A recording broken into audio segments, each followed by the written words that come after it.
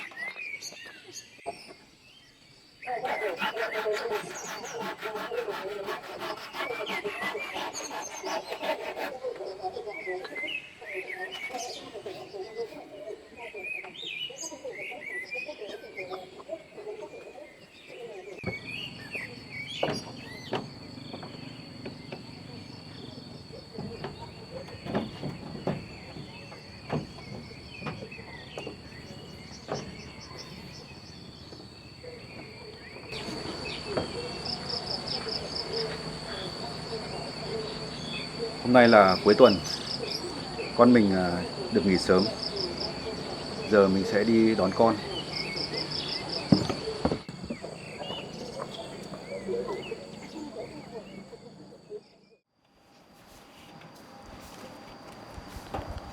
Chào cán bộ.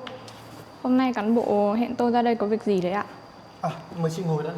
Vâng. Chị Quỳnh này, hôm nay chúng tôi gọi chị đến đây có hai việc quan trọng. Thứ nhất đấy là việc về học bổng của cháu Na. Chuyện là hôm trước bố cháu bé đã lên đây để nói với chúng tôi là cháu bé hiện tại không có ở nhà như là chị nói. Bố và cháu bé cũng không hề đi du lịch. Và thứ hai là bố cháu bé có nói với chúng tôi là chị thường xuyên có hành vi đến quấy rối, làm ảnh hưởng đến cuộc sống của cháu bé và bố cháu bé. Điều này có đúng không? Dạ thưa cán bộ, có lẽ là có một chút nhầm lẫn gì rồi ạ. Đúng là do tôi sai khi nói dối rằng cháu bé và bố nó đang đi du lịch. Nhưng mà do hoàn cảnh của tôi rất là đặc biệt nên là tôi phải nói như vậy. Thế còn chuyện chồng của chị nói rằng là chị hay thường xuyên đến quấy rối hai bố con anh ấy, có chuyện đấy không? Có lẽ là bố cháu bé đã có hiểu lầm với tôi rồi cán bộ ạ. Na là con gái của tôi chỉ đến để thăm con. Đấy cũng là chuyện bình thường. Còn hành vi xấu như ác ý gì thì có lẽ là không phải rồi. Mong cán bộ xem xét lại giúp tôi với. Chị có cam đoan những lời chị nói đều là sự thật và chị đến thăm cháu bé chỉ với mục đích là đến thăm con, không vì mục đích là để lợi dụng chiếm đoạt cái khoản tiền học bổng của con gái mình không? Cán bộ nói vậy thì oan cho tôi quá. Tôi đến thăm con cũng chỉ là vì nhớ nhung con thôi. Còn cái chuyện học bổng thì tôi không hề có ý định chiếm đoạt gì cả. Cán bộ ạ. Chị Quỳnh ạ, theo như chúng tôi điều tra ấy, thì trong thời gian anh Jack đi lính thì chị có ở nhà và chị đã có hành vi phản bội anh ấy và đã đuổi con gái của chị và anh Jack ra khỏi nhà, có đúng không? Không phải đâu cán bộ ạ. Trong thời gian chồng tôi lính thì hai mẹ con tôi ở nhà rất là khó khăn. May là được chồng mới cưu mang nên là tôi cũng có chút cảm tình. Còn chuyện đuổi con ra khỏi nhà thì không có đâu cán bộ ạ. Chị Quỳnh này, trước khi chúng tôi gọi chị lên đây để nói chuyện thì chúng tôi đã cho người đi điều tra hết rồi. Chúng tôi chắc chắn với chị là chị có hành vi đuổi con ra khỏi nhà khi anh Jack đi lính. Nên là mong chị hãy khai báo một cách chính xác để nhận sự khoan hồng của pháp luật. Nếu chị cứ cố chấp không khai báo thì sẽ phải bị phạt rất nặng đấy. Dạ thưa cán bộ. Đồng chí sự viết biên bản lời khai giúp tôi. Vâng, đồng chí để chờ tôi một chút.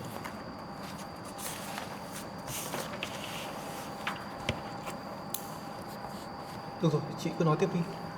Dạ thưa là cái chuyện tôi làm với con cũng là do tuổi trẻ bồng bột nên là tôi mới như vậy. Giờ thì tôi đã trưởng thành và chín chắn hơn rồi.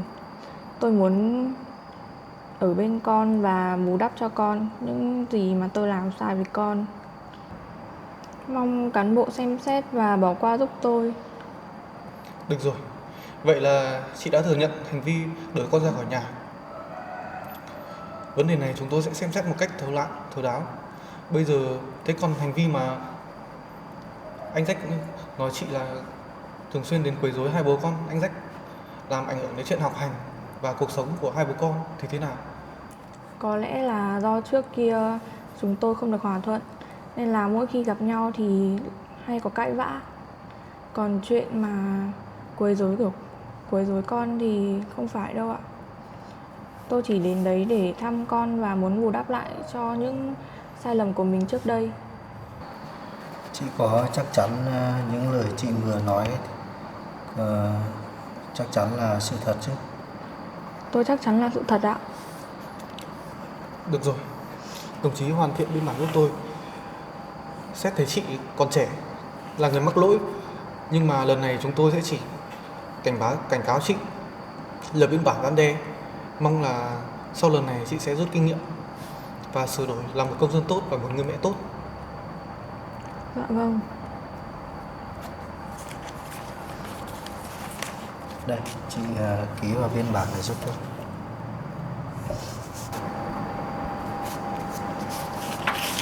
Đây thưa cán bộ. Đồng chí xem được chưa? Được rồi đấy, đồng chí ạ. Được rồi, lần này chúng tôi sẽ chỉ lập biên bản cảnh cáo chị. Nhưng nếu chị còn tái phạm thì lần sau chúng tôi có thể quy chị vào tội quấy rối, thậm chí là có hành vi làm ảnh hưởng đến trẻ con. Chúng tôi có thể bắt giam chị, tội đi tù đấy. Nên là mong chị sẽ thay đổi và làm một người mẹ tốt. Bé Na cũng là một bé rất là học giỏi và ngoan ngoãn. Còn về chuyện học bổng thì bây giờ cháu Na đã về ở với bố. Chúng tôi sẽ cắt phần học bổng từ chỗ chị và chuyển sang cho bố cháu bé. Dạ thưa cán bộ, từ nay tôi sẽ thay đổi là một người mẹ tốt, không gây rắc rối hay là làm ảnh hưởng gì đến con nữa ạ. Được rồi, bây giờ chị có thể ra về, nhưng mà chị nhớ những lời tôi đã dặn đấy. Dạ vâng, chào cán bộ ạ. Được rồi, mong chị sẽ giữ lời hứa nhé. Vâng.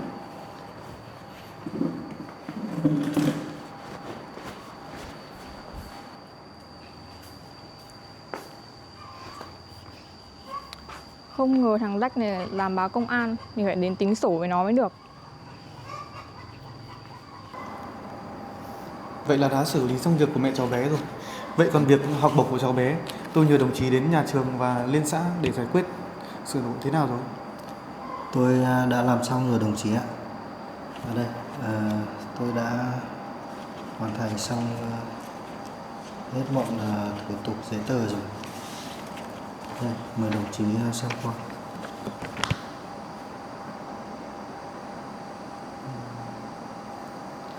Chỉ xin được 50 triệu một năm thôi hả đồng chí? Đúng rồi. Bây giờ có rất nhiều em nhỏ còn có điều kiện khó khăn nên là nhà trường đã cắt giảm để chia cho những em nhỏ khác. Được rồi, tôi nghĩ việc này như vậy cũng được rồi. Anh Rắc dù gì cũng là một người quân nhân bảo vệ Tổ quốc. Sau khi về hoàn cảnh gia đình anh lấy lại như vậy, tôi nghĩ là giúp đỡ anh đấy phần nào thì chúng ta sẽ cố gắng phần đó. Vâng. Vậy bây giờ đồng chí cùng tôi đến nhà anh Rách để đưa học bổng cho anh đấy nhé. Tôi nghĩ là anh đấy và con gái sẽ rất là vui đấy. Vâng. Được rồi, vậy chúng ta đi luôn thôi. Vâng.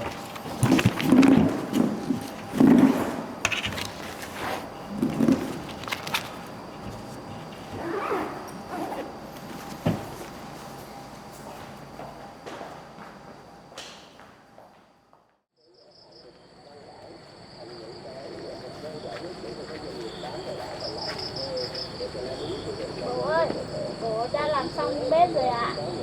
Đây, hôm nay bố làm xong bếp rồi. Con nhìn xem bố làm bếp thế này có đẹp không? Dạ, đẹp lắm ạ. Ừ. À, bố có cái này cho con. Con đi lên đây để bố cho con xem. Vâng ạ. Đây, con ngồi đây. Hôm nay bố đóng cho con cái bàn để con ở nhà con học. Với lại ngày mai cuối tuần rồi thì con không phải đến trường nữa thì con ở nhà tự học con nhé. Vâng ạ. Con ngồi thử xuống cái này.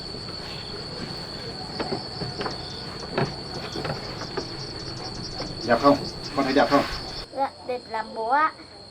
Từ nay con đã có bàn để học rồi. Cô giáo bảo học chăm chỉ. 1 tháng nữa con sẽ được đi học lớp 4 cùng các bạn. Thế con chịu khó học hành nhé. Bây giờ bố sẽ đi thu hoạch ngô ở quanh nhà mình. Ngô ở đây cũng đến tuổi thu hoạch rồi. Nếu mình không thu hoạch thì nó sẽ hỏng mất con nhé. Thế con có thể đi thu hoạch cùng bố được không ạ? Không, con còn nhỏ. Con không đi làm theo bố được đâu. Bây giờ con cứ ngồi ở đây chăm chỉ học bài. Còn những việc thu hoạch ấy, bố sẽ tự làm con ạ. Vâng ạ. Thế con ngồi đây nhé. Bố đi thu hoạch xong thì bố sẽ về nấu cơm cho con ăn.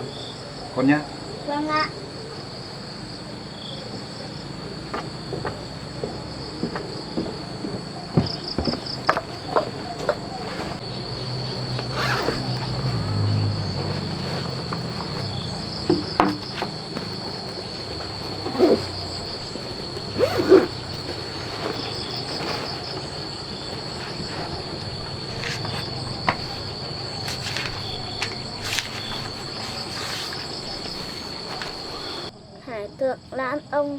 Hải Thượng Lãn Ông là một thầy thuốc nổi tiếng của nước ta ở thế kỷ 18. Ông là một người thông minh học rộng. Khi còn trẻ, có lần ông bị ốm nặng. Ông được một thầy thuốc giỏi chữa khỏi. Nhận thấy rằng biết chữa bệnh không chỉ cứu mình mà còn giúp đỡ người đời, ông đã khuyên học nghề y lên kinh đô nhưng không tìm được thầy giỏi để học. Ông về quê đóng cửa để đọc sách, vừa học vừa tự chữa bệnh cho giúp dân.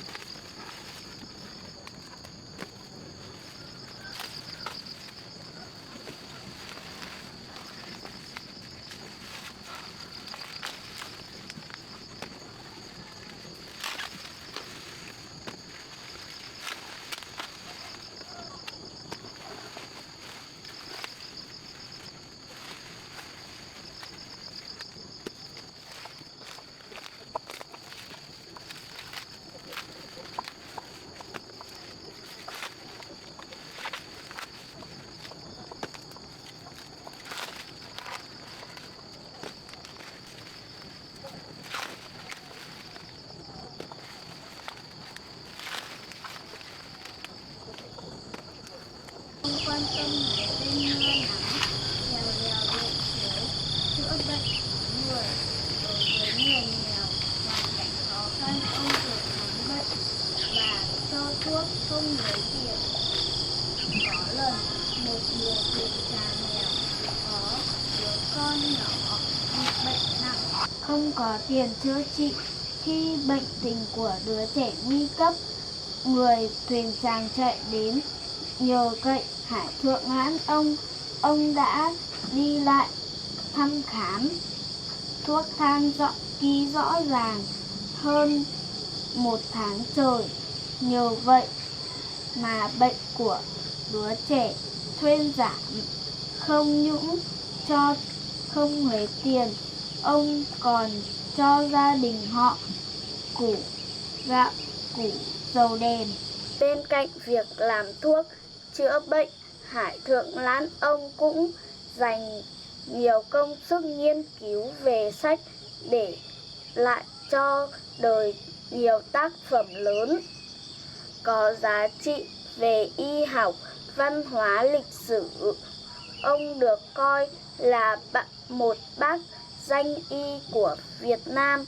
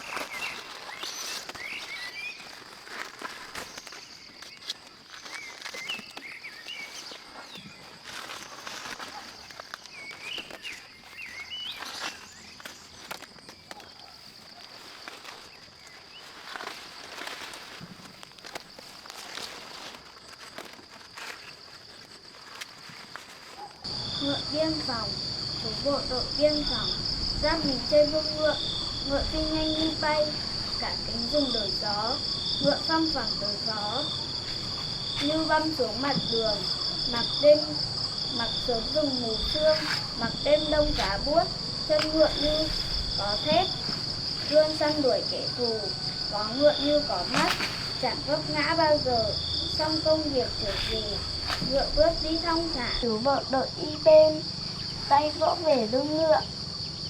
Chúng em trong bản nhỏ, phơi thật nhiều cỏ thơm, để mùa đông đem tặng, ngựa biên phòng thương yêu. Ngựa biên phòng, chú bộ đội biên phòng, giáp mình trên lưng ngựa, ngựa phi nhanh như bay, cả cánh rừng đổi gió, ngựa phăng phẳng đổi gió, như băm xuống mặt đường, mặc sớm rừng mù sương, mặc đêm rông giá buốt, chân ngựa như sắt thép, luôn săn đuổi kẻ thù, vó ngựa như có mắt, chẳng vấp ngã bao giờ, xong công việc trở về, ngựa bước đi thong thả, chú bộ đội đi bên, tay vỗ về lưng ngựa. Chúng em trong bản nhỏ, phơi thật nhiều cỏ thơm, để mùa đông đem tặng, ngựa biên phòng yêu thương.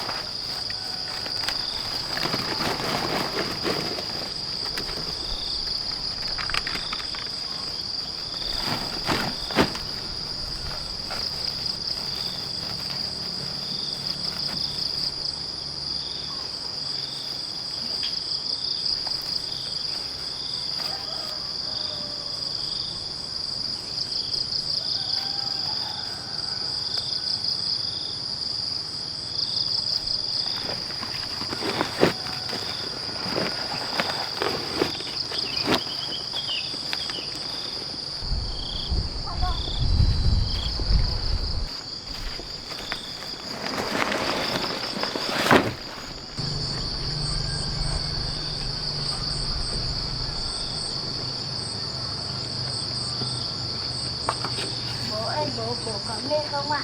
Bố không mệt đâu con ạ. Đi vào đây của con đấy. Đây con lấy nước cho bố đấy. Bố xin nhá, bố cảm ơn.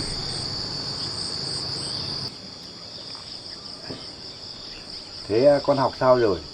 Dạ, con mới học được bài này, để con đi lấy sách cho bố xem nhá. Thế con đi lấy sách đọc cho bố xem nào. Vâng ạ.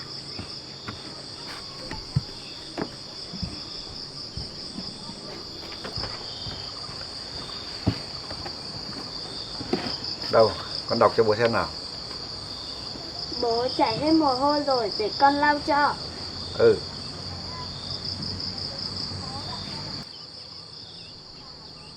Thôi được rồi, con đọc cho bố xem nào. Vâng ạ. Ngựa biên phòng, chú bộ đội biên phòng, giáp mình lên trên lưng ngựa, ngựa phi nhanh như bay, cả cánh rừng đổi gió. Ngựa. Con quên rồi phải không? Vâng ạ. Đây buổi bố đọc ghép lại cho con nhá. Vâng Ngựa phăm bốn vó. Đấy, con phải đọc như thế. Đâu con đọc bố nghe nào. Ngựa phăm đổi gió ạ. Rồi tiếp đi. Mặc sớm rừng mù sương, mặc đêm đông giá buốt, chân ngựa như sắt thép, luôn săn đuổi kẻ thù, vó ngựa như có mắt, chẳng vấp ngã bao giờ, xong công việc trở về, ngựa bước đi thong thả, chú bộ đội đi bên. Chúng em trong bản nhỏ, phơi thật nhiều cỏ thơm, để mùa đông đem tặng, ngựa biên phòng thương yêu. Bố ơi, con đọc xong rồi ạ. Con gái của bố giỏi quá. Thế bây giờ con đi vào trong ngồi học tiếp nhá, để bố đi thu hoạch nốt cái ngô còn lại kia, xong là bố sẽ đi nấu những món ngon cho con ăn con nhá. Vâng ạ.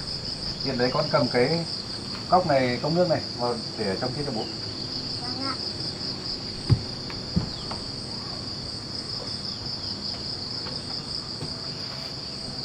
Thế con ngồi đấy học nhá. Vâng ạ.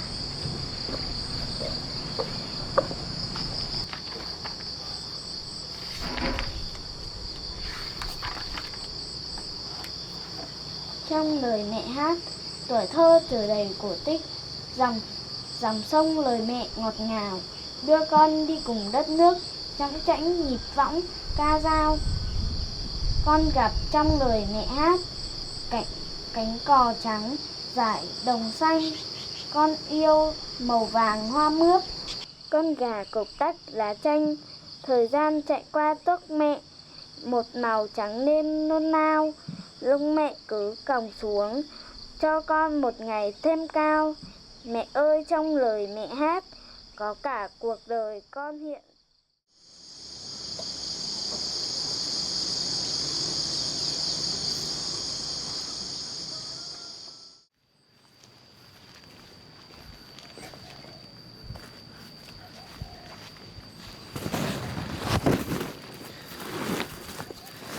Chào anh Rách. Chào hai anh cán bộ nhá. Các anh đến nhà tôi có việc gì vậy? À, chúng tôi đến đây có hai điều quan trọng muốn nói với anh. Anh đang thu hoạch ngô à? Thế mời các anh lên nhà ngồi. Dạ vâng.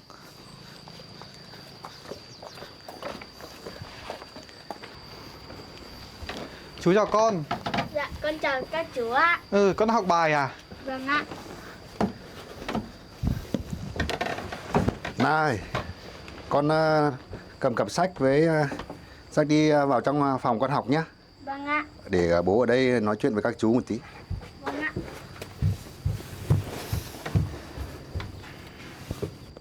Các anh chờ tôi một chút để tôi đi lấy nước cho các anh uống. Thôi không cần đâu anh ạ. Chúng tôi đến đây nói với anh một chút việc rồi chúng tôi cũng về luôn thôi. Anh Rách này, hôm nay chúng tôi đến đây nói với anh hai câu chuyện. Thứ nhất ấy là việc anh lên báo cáo với chúng tôi việc vợ anh thường xuyên đến quấy rối anh và con gái mình. Thì hôm nay chúng tôi đã gọi vợ anh lên để giải quyết. Cô ấy cũng đã hứa là từ nay sẽ không tái phạm và sẽ là một người mẹ tốt rồi. Vâng, thế tôi cảm ơn các anh. Tôi cũng mong là cô ấy sẽ thay đổi và sẽ không đến làm phiền hai bố con tôi nữa. Anh Rách này, theo như lời khai của anh và chúng tôi cũng đã điều tra rồi, thì vụ việc mà vợ anh đã đuổi con gái của anh ra khỏi nhà ấy, thì anh có truy cứu đến cùng vụ việc này không? Thì chúng tôi sẽ giúp đỡ anh. Việc đấy tôi cũng không mong các anh truy cứu đến cùng đâu. Vì là hôm nay các anh cảnh cáo cô ta rồi, thì là tôi cũng mong là cô ta sẽ thay đổi, sẽ là một người mẹ tốt, sẽ không đến quấy rối bố con tôi nữa. Được rồi, về việc đó thì anh cứ yên tâm đi. Hôm nay chúng tôi đã làm biên bản cảnh cáo cô ấy rồi. Nếu cô ấy còn tiếp tục tái phạm, anh cứ đến báo cáo chúng tôi. Chúng tôi sẽ giải quyết giúp anh. Chắc chắn là lần tới nếu anh còn cảnh báo, cô ấy sẽ phải chịu hình phạt trước pháp luật. Vâng, vậy tôi xin cảm ơn các anh. Thế các anh nói hôm nay đến nhà tôi có hai công việc. Thế còn một công việc nữa là gì vậy? Hôm nay chúng tôi đến đây, việc thứ hai ấy là chuyện học bổng của con gái anh. Chúng tôi cũng đã hoàn thiện mọi hồ sơ rồi, nhưng mà việc học bổng của con gái anh thì chúng tôi vẫn thấy chưa thỏa đáng với hoàn cảnh của gia đình anh, cho nên là chúng tôi sẽ xin thêm ý kiến của nhà trường và ủy ban xã để hoàn thiện hồ sơ cho anh và con gái anh. Việc này thì anh cũng không phải lo lắng nhiều đâu, bởi vì anh cũng là một người có công với đất nước. chúng tôi đã cố gắng hết sức để hỗ trợ anh và con gái. Thì tôi cũng đã xin được một quyết định sơ bộ ở đây rồi. Đây, mời anh xem qua. Ở đây chúng tôi có xin nhà trường và ủy ban xã sửa đổi thành con gái anh sẽ được nhận học bổng 50 triệu một năm và cháu có thể học trực tiếp ở trường. Vâng, được như vậy thì tốt quá. Tôi xin cảm ơn các anh. Nếu mà các anh cho con tôi được học ở tại trường ở đây thì chắc nó lại rất là vui lắm. Na ơi! Na ơi! Con ra đây bố bảo cái này. Vâng ạ. Con ngồi đây đi. Đây có hai chú công an đến có quyết định của nhà trường và ủy ban tạo điều kiện giúp bố con mình cho con một suất học bổng trị giá 50 triệu. Con sẽ được học ở tại trường tại đây con nhé. Vâng ạ. Thế con có vui không? Dạ vui lắm ạ bố ạ. Thế thì con cảm ơn hai chú công an đi. Con cảm ơn hai chú ạ. Không có gì đâu, đấy là việc của bọn chú nên làm mà. Từ nay cháu cứ yên tâm đi học nhé. Về học bổng của cháu thì các chú sẽ lo hết. Nên là cháu phải học thật giỏi đấy. Chăm ngoan nghe lời bố mẹ và thầy cô. Không được phụ lòng bố và các chú đâu. Biết chưa? Vâng ạ. Tôi rất biết ơn các anh vì là các anh đã giúp tôi giải quyết cái việc mẹ của cháu bé. Với lại cả thêm cái việc là các anh lo cho cháu Na nhà tôi ấy được một cái suất học bổng 50 triệu và được học tại trường gần nhà tôi. Nên là tôi cũng không biết lấy gì cảm ơn các anh nữa. Không có gì đâu anh ạ. Anh là người có công với đất nước. Anh thấy anh có và bé có hoàn cảnh khó khăn như vậy thì chúng tôi cũng rất là muốn giúp đỡ. Chỉ mong là hai bố con có một cuộc sống tốt hơn. Vâng, vậy lời cuối cùng tôi cũng không biết nói cái gì. Tôi chỉ nói là rất cảm ơn các anh. Thằng rách này dám báo công an mình. Dù gì cũng là vợ chồng mà nó dám báo. Mình phải đi hỏi cho ra nhẽ mới được. Biết ngay là nó báo công an mà. Thông đồng với nhau để hãm hại mình. Mình không để chuyện này bỏ qua dễ dàng như vậy đâu.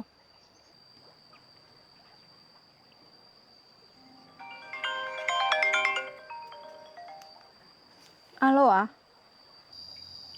Mày đang ở đâu đấy? Mày không định trả tiền lãi cho tao à? Hôm nọ em mới vay mà sao hôm nay đã phải trả tiền lãi rồi ạ? Chỗ tao là tính lấy theo ngày mà mày.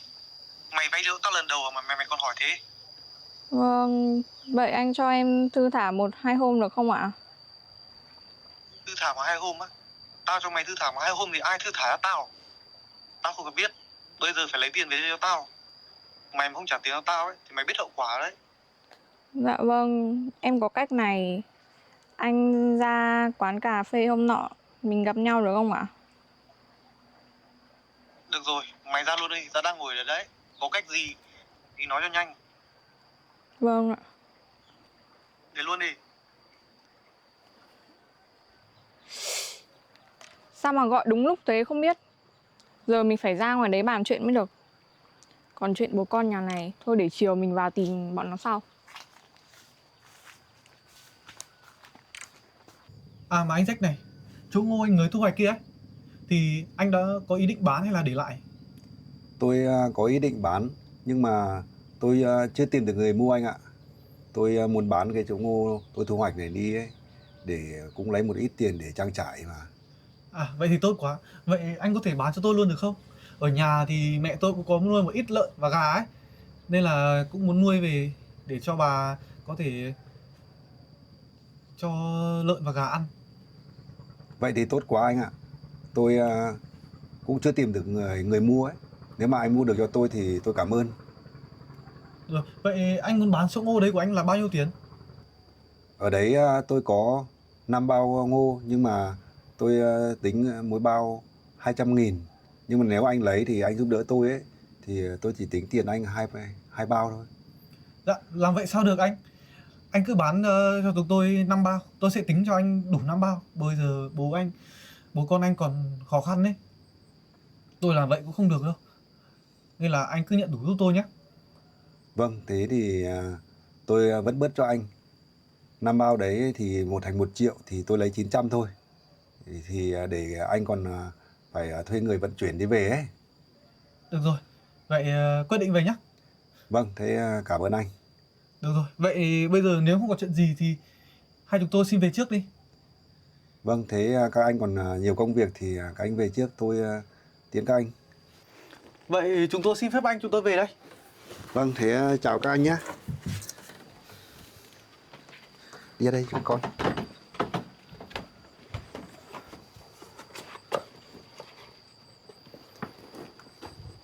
Vậy hai bố con anh cứ vào nhà đi.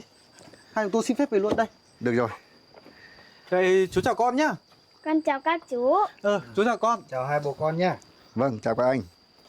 Các anh đi về nhá. Vâng. Ngồi trong đây con. Tốt quá rồi con ạ. Nhờ các chú công an đến giúp bố con mình. Từ giờ sang năm học mới, con sẽ được nhận một suất học bổng. Và con cũng được học luôn ở tại trường gần đây. Nên là con phải chịu khó học hành, nghe lời bố, nghe lời thầy cô để không phải phụ lòng các chú công an con nhé. Vâng ạ, con biết rồi bố ạ. Thế con đã đói chưa? Dạ, con cũng đói lắm rồi ạ. Thế thì hai bố con mình đi nấu cơm ăn nhé. Vâng ạ. Đi. Đi qua đây nhá. Con ơi,